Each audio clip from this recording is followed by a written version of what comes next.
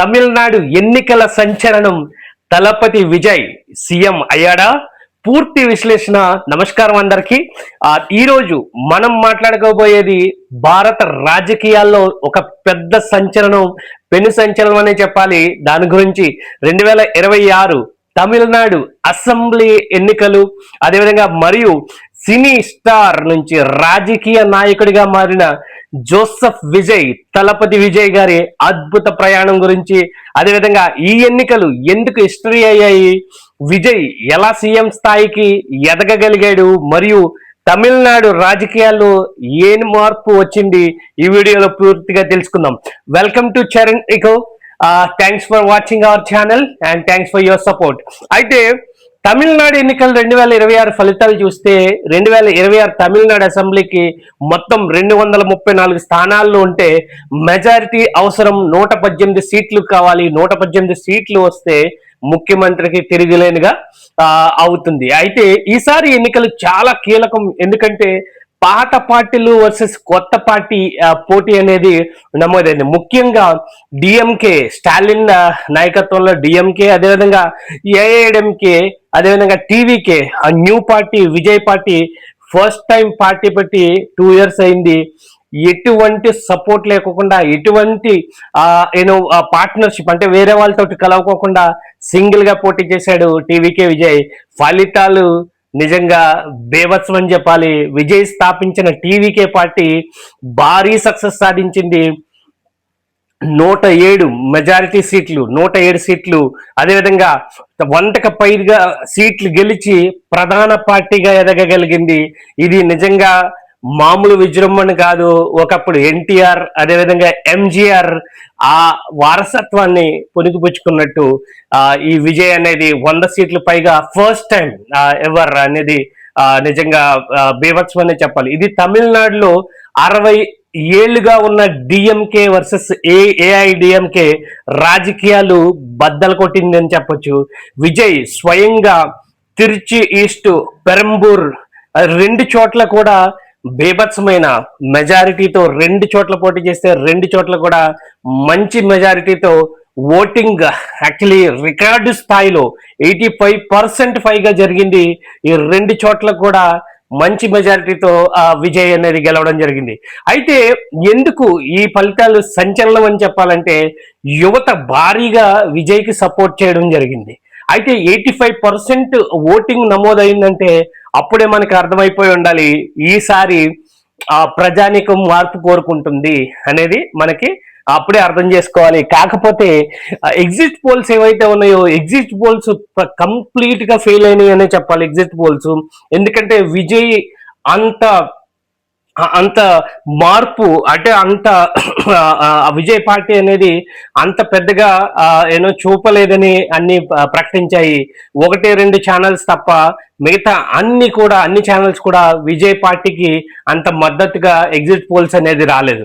అది ఖచ్చితంగా ఫెయిల్ అయినాయి అని చెప్పాలి. తీరా చూస్తే రిజల్ట్ అనేది 100% ఆపోజిట్, అంటే విజయ్ పార్టీకి విజయ దుమ్మిది ముగించిందని చెప్పాలి. ఎందుకు ఈ ఫలితాల సంచలనం అంటే ఆల్రెడీ విజల్ పోడు అది క్యాంపైన్ చాలా చాలా వైరల్ అయింది. పాత పార్టీలపై అసంతృప్తి ఫలితంగా కొత్త రాజకీయ యుగం ప్రారంభమైందని చెప్పాలి. అయితే దళపతి విజయ్, జోసెఫ్ విజయ్ పూర్తి పేరు ఆయన 22 జూన్ 1974లో చెన్నైలో జన్మించారు. తండ్రి చంద్రశేఖర్, ఆయన డైరెక్టరు, అదేవిధంగా తల్లి శోభ కూడా. అయితే సినీ కెరియర్ ఆయన చిన్నప్పటి నుంచి సినిమాలో నటించారు. 1990లో హీరోగా ఎంట్రీ ఇచ్చి హిట్ మూవీస్ గిల్, తుపాకీ, మెర్సల్, మాస్టర్, అదేవిధంగా లియోగో అలాగా ఎన్నో హిట్ మూవీస్ లో ఆయన తమిళనాడులో అతనికి భారీ ఫ్యాన్ బేస్, తిరుగు లేకోకుండానే one of the top hero, biggest hero అని చెప్పాలి. ఆయన ఫ్యాన్ బేస్ చెప్పాలంటే మనం మాటల్లో చెప్పలేం, అంత ఫ్యాన్ బేస్ ఉంది. అంత సినిమాలు కూడా బాగా పాపులర్ మూవీస్. అయితే తలపతి పేరు అని ఎలా వచ్చింది అంటే అభిమానులు అతనికి ఇచ్చిన బిరుదు అర్థం లీడర్ లేదా కమాండర్. తలపతి అంటే లీడర్ లేదా కమాండర్. అయితే ఇది అభిమానులు ఇచ్చిన బిరుదులాగా తలపతి విజయ్ అని పిలుస్తారు. స్టార్డమ్ నుండి రాజకీయాలకు ఎలాగొచ్చారు, చాలా సంవత్సరాలుగా సామాజిక సేవ చేయడం, అదేవిధంగా విద్యార్థులకు సహాయం చేయడం, ఫ్యాన్స్ అసోసియేషన్ ద్వారా సేవలు, చివరకు 2024లో రాజకీయ పార్టీ ప్రారంభమైంది. విత్ ఇన్ 2 years లోనే ఆయన ఫస్ట్ టైం ఎలక్షన్స్ లో పాల్గొని ఇప్పుడు ముఖ్యమంత్రి స్థాయికి చేరుకోబోతున్నాడంటే నిజంగా నిజంగా నమ్మలేని పరిస్థితి. కానీ చేసి చూపించాడని చెప్పాలి విజయ్ తలపతి. అయితే విజయ్కి రాజకీయ ఎంట్రీ, పార్టీ పేరు అయితే టీవీకే, తమిళగా వెట్టి కంగనం. అయితే ఈ మేనిఫెస్టోలో ఆయన పొందుపరిచిన ముఖ్య అంశాలు నిజంగా పార్టీని మరో స్థాయికి తీసుకెళ్లిందని చెప్పాలి. యువతలో, ముఖ్యంగా యువతలో, అదేవిధంగా ఆడవారిలో ఈ ఏవైతే మేనిఫెస్టో ఉందో మేనిఫెస్టో అనేది దూసుకుపోయిందని చెప్పాలి. దానికి నిదర్శనం ఈ రిజల్ట్ అని మనం చెప్పుకోవచ్చు. అయితే యువతకు ఉద్యోగాలు, మహిళలకు భద్రత, రైతులకు సహాయం, పారదర్శక ప్రభుత్వం, అదేవిధంగా ఇయర్లీ 6 సిలిండర్స్. ఇప్పుడు ప్రస్తుతానికి ఏదైతే మనం ప్రాబ్లం ఫేస్ చేస్తున్నామో, గ్యాస్ లేదా పెట్రోలియం ఏదైతే ప్రాబ్లం ఫేస్ చేస్తున్నామో దాని మీద టార్గెట్ పెట్టి 6 సిలిండర్లు ఉచితంగా సప్లై చేస్తామని చెప్పేసి ఈయన మేనిఫెస్టోలో పెట్టడం, అది ఆడవాళ్ళకి సంబంధించింది కాబట్టి మాక్సిమం ఆడవాళ్ళు ఓట్లు విజయ్ పార్టీకి పడిందని చెప్పాలి. నిజంగా విజయ్ ఇంకొక హైలైట్స్ ఏంటంటే, విజయ్ దగ్గర డ్రైవర్ గా పనిచేస్తున్న కొడుకుకి ఎమ్మెల్యే సీట్ ఇచ్చి గెలిపించాడు. అది విజయ్ నిజంగా. అదేవిధంగా ఒక ఒక నియోజకవర్గంలో ఆటో డ్రైవర్ కి ఎమ్మెల్యే సీట్ ఇచ్చాడు. ఇది ఎక్కడ జరగని విషయాలు.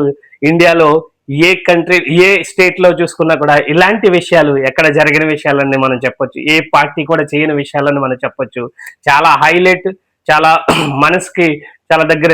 ఇంకొక విషయం ఏంటంటే, ఆయన పేదవాళ్ళ గురించి ఎక్కువ ఆలోచిస్తాడు. పేదవాళ్ళ గురించి, ఎందుకంటే చిన్నప్పటి నుంచి దళిత కుటుంబంలో పుట్టాడు.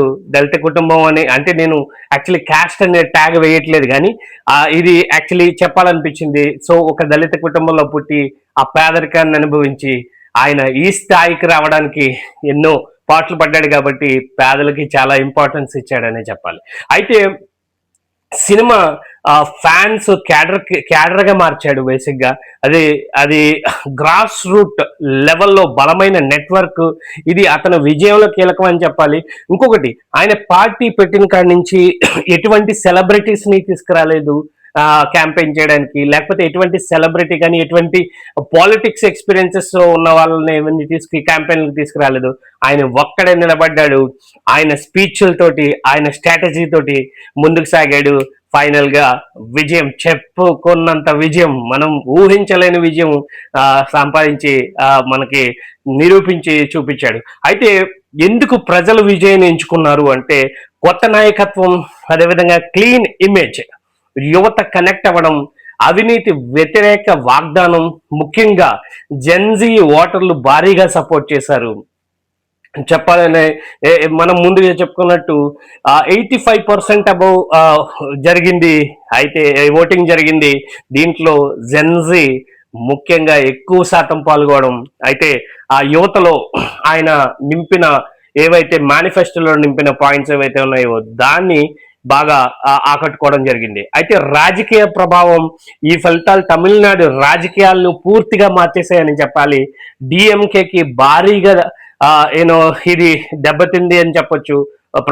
దీని ప్రభావం చాలా గట్టిగానే పడిందని చెప్పొచ్చు.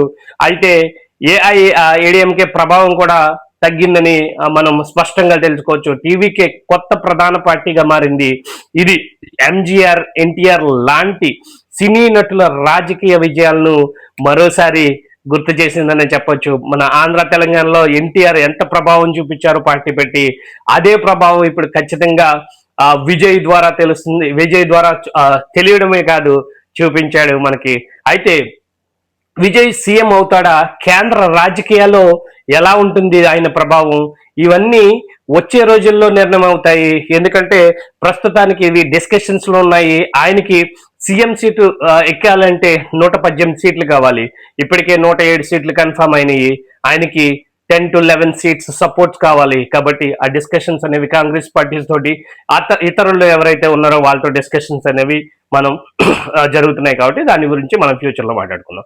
మొత్తానికి 2026 తమిళనాడు ఎన్నికలు భారత రాజకీయ చరిత్రలో ఒక మైలురాయిగా నిలిచిపోతాయి. సినీ హీరో నుంచి ప్రజానాయకుడిగా ఎదిగిన విజయ్ ఇంకా ఏం చేస్తాడో చూడాలి.